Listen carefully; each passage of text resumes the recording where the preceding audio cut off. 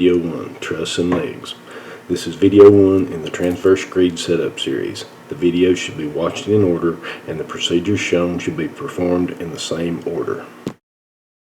During these steps, the carriage and all attachments should be installed and the carriage positioned in the center of the truss span. The screed should be placed on the rails at the proper skew. The specifications allow for pours with skews between 75 degrees and 105 degrees to be poured at 90 degrees to center line. Skews outside this range must be poured on skew.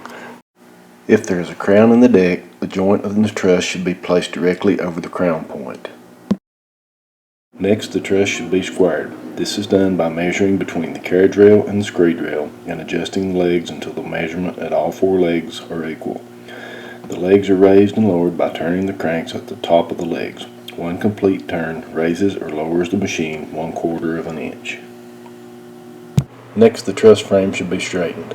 It is not vital that the truss frame be perfectly straight since the carriage will ride on the carriage rail, which will be straightened later. Sighting down the truss frame is a sufficient check. The truss frame is adjusted with a crown bolt at the top joints of the truss sections.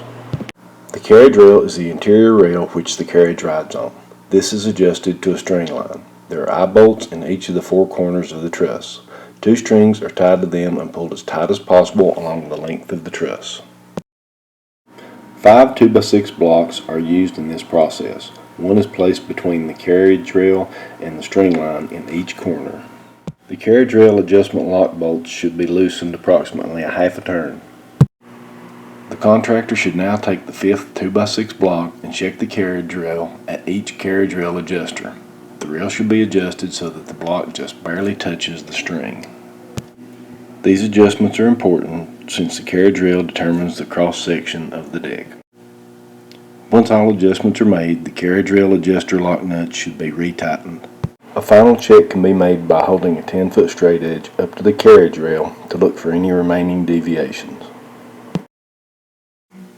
At this point, the screed is properly positioned on the screed rail, the truss is squared, and the carriage rail is straightened, and you're ready to proceed to video 2 of this series.